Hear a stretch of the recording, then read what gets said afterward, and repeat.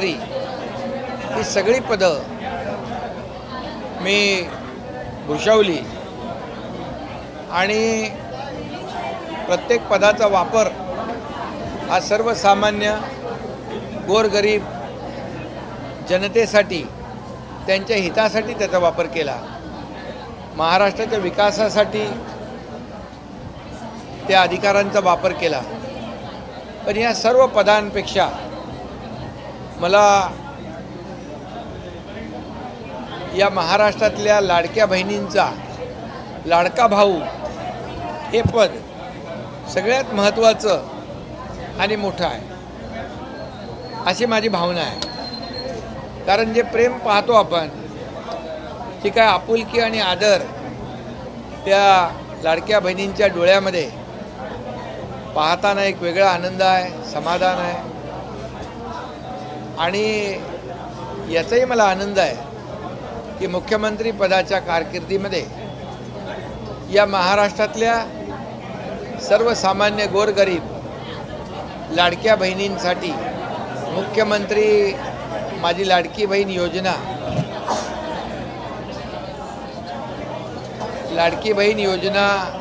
या ठिकाणी सुरू करण्याची संधी मला मिळाली,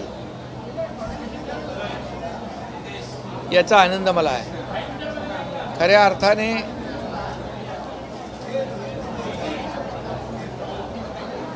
अनेक लाडक्या बहिणींनी एकत्र येऊन छोटा मोठा व्यवसाय देखील सुरू केला। अनेक सक्सेस स्टोरी आहेत। छोटा व्यवसाय तो मोठा केला। अनेक लाडक्या बहिणींनी एकत्र येऊन क्रेडिट सोसायटी काढली। ठाण्यातल्या एका लाडकी बहिणींनी लाडकी बहीण स्टॉल सुरू केला आणि त्या स्टॉलवर आता जवळपास चहा नाश्त्याचा विक्री सुरू आहे। आणि हा बघा, ही लाडकी बहीण हा स्टॉल या लाडकी बहीण योजने मोठा करण्याला लाडकी बहीण योजना कशी या ठिकाणी वेगवेगळ्या पद्धतीने लाडक्या बहिणींनी त्याचा हा स्टॉल आहे, लाडकी बहीण ठाण्यातला आहे। अशा अनेक ठिकाणी लाडक्या बहिणींनी जे लाडकी बहीण योजनेतल्या पैशांचा योग्य वापर केला आणि स्वतःच्या कुटुंबाला एक हातभार लावण्याचं काम केलं। खरं म्हणजे लाडक्या बहिणींना आपल्याला देशाला तर स्वातंत्र्य मिळालं 1947 साली,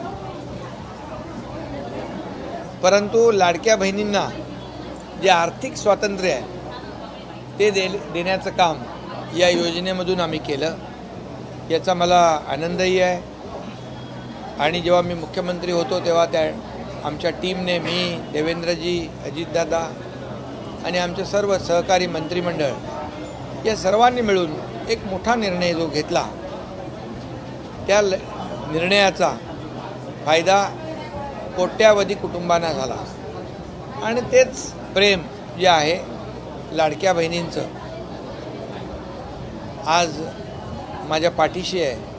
त्यामुळे मगाशी मी म्हणालो, सर्व पदांपेक्षा लाडका भाऊ हे पद मला खूप महत्त्वाचं आहे। संपूर्ण महाराष्ट्रातून शिवसेनेमध्ये पक्षप्रवेश सुरू आहे। आता अशातच जम्मू काश्मीरमध्ये देखील ऑपरेशन टायगर पाहायला मिळतो। जम्मू काश्मीरमध्ये उभाटा राज्यप्रमुख मनीष सहानी जे आहेत त्यांच्या सामान्यांची भेट घेतली, तुमची देखील भेट घेतली। महाराष्ट्रामध्ये गेल्या 2.5-3 वर्षामध्ये जेव्हापासून आम्ही बाळासाहेबांच्या विचारांची, आनंद दिघे साहेबांच्या विचारांची शिवसेना पुढे नेतो आहे आणि त्यामुळेच एक विचारधारा जी आहे, हिंदुत्वाची विचारधारा, बाळासाहेबांची विचारधारा, आनंद दिघे साहेबांची विचारधारा आणि विकासाची विचारधारा हे पाहून गेल्या 2.5 वर्षात जे महायुतीने काम केलं त्याची पोचपावती तर विधानसभेमध्ये जनतेने दिली। अतिशय मोठं बहुमत महायुतीला मिळालं आणि त्यामुळेच राज्यभरातून अगदी देशभरातून राज्यातून लोक शिवसेना जॉईन करत आहेत, शिवसेनेमध्ये प्रवेश करत आहेत. ते कोण आहेत तिकडे रे? हां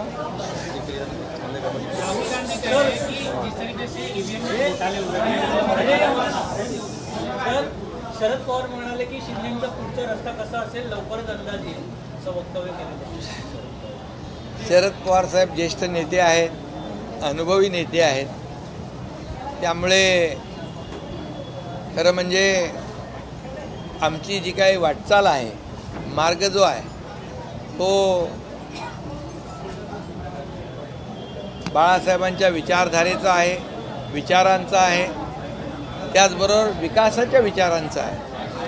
आणि मी कुठे गेलो होतो परवाच्या दिवशी दिल्लीमध्ये, आदरणीय प्रधानमंत्री महोदयांना भेटलो, गृहमंत्री महोदयांना भेटलो.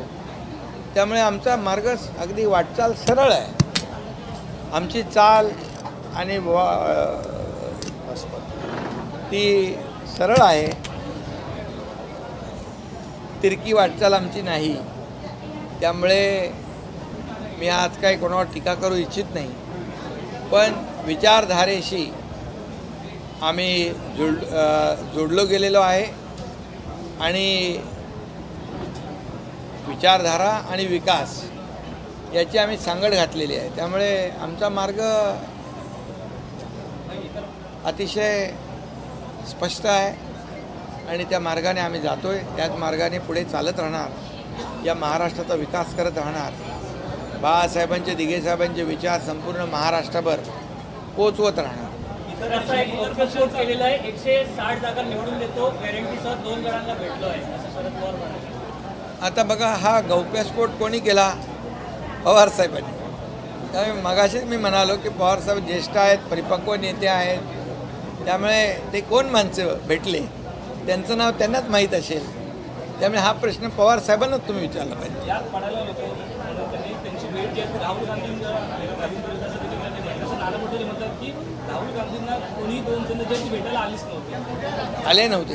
असं नाना पटोले म्हणतात. म्हणजे महाविकास आघाडीमध्ये किती वाकडे तिकडे मार्ग आहेत, आमचा मार्ग सरळ आहे.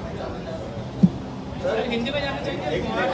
ईव्हीएमच्या विरोधात सोमवारी जे काही विरोधी पक्ष आहेत ते दिल्लीमध्ये मोर्चा काढणार आहे आणि जो काही राहुल गांधी यांनी सांगितलं होतं की ईव्हीएम घोटाळा महाराष्ट्रामध्ये देखील झाला होता, अशा प्रकारचा सवाल ते करत आहेत.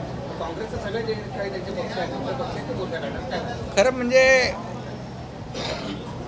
हा एक प्रकारचा महाराष्ट्रातल्या तमाम लाडक्या बहिणींचा, लाडक्या भावांचा, लाडक्या शेतकऱ्यांचा अपमान आहे. महाराष्ट्रातल्या तमाम जनतेचा अपमान आहे. कारण त्यांनी आम्हाला मतदान केलं, या महायुतीने काम केलं म्हणून, अनेक योजना आणल्या म्हणून, या राज्याचा विकास केला म्हणून. आणि जेव्हा राहुल गांधींचं एक ठरलेलं आहे की जेव्हा ते जिंकतात तेव्हा ते EVM चांगला आहे म्हणतात, निवडणूक आयोग चांगला आहे म्हणतात, मतदार याद्या चांगल्या आहे म्हणतात. जेव्हा ते हरतात तेव्हा EVMवर आरोप करतात. खरं म्हणजे हे एक प्रकारचा केविलवाना प्रयत्न आहे. आणि मी एवढंच सांगेन, जेव्हा लोकसभेमध्ये त्यांना खूप मतं मिळाली, त्यांचे खासदार महाराष्ट्रातून 30-31 आले, त्यावेळेस त्यांनी EVMबद्दल एक चकार शब्द काढला नाही. इतर राज्यात जेव्हा जिंकतात, कर्नाटकमध्ये, तेलंगणामध्ये, तेव्हा काही बोलत नाहीत. जेव्हा हरतात तेव्हाच बोलतात, हरतात तेव्हाच आरोप करतात. आणि मी एवढंच सांगतो, आता बिहारच्या निवडणुकांना ते घाबरलेले आहेत. बिहारच्या निवडणुका ते हरणार आहेत. आणि त्यामुळे हे एक प्रकारचं रडगाणं, किंबहुना एक प्रकारचं ग्राउंड तयार करण्याचं काम ते, किंबहुना तो केविलवाना प्रयत्न करतात. धन्यवाद. शरद पवार जी जिस तरीके से कह रहे हैं कि आप जिस तरीके से लगातार दिल्ली वारी जो कर रहे हैं, आपका रास्ता जो है जल्द समझ में आ जाएगा किस तरह जाना है.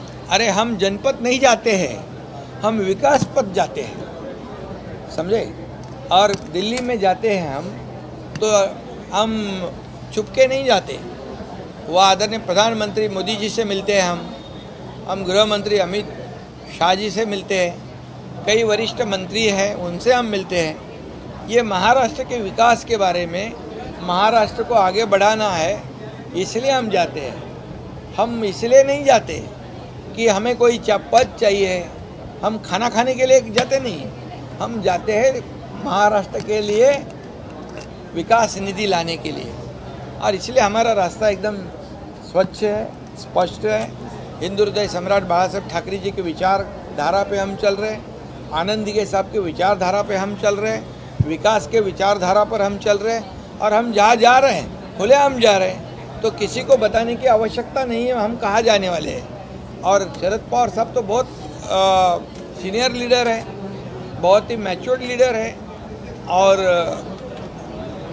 अभी हमने तो आपको बता दिया है, अभी आप उनसे ही सवाल पूछना चाहिए, क्योंकि उन्होंने ये स्टेटमेंट किया है। राहुल गांधी जिस तरीके से आरोप कर रहे हैं कि ईवीएम में जो घोटाले हुए थे, महाराष्ट्र चुनाव हो या जिस तरीके से दीगर राज्यों में जो चुनाव है, बिहार में जिस तरीके से वोट की घोटाले हो रही है, तेजस्वी वाले कह रहे हैं यदि इसी तरीके से घोटाला होता है तो हम चुनाव से पीछे हट जाएंगे। हाँ, तो ये इसका मतलब है वो हार मान चुके हैं, उनको पता है कि बिहार में हम हारने वाले हैं और इसलिए ये ग्राउंड तैयार कर रहे हैं।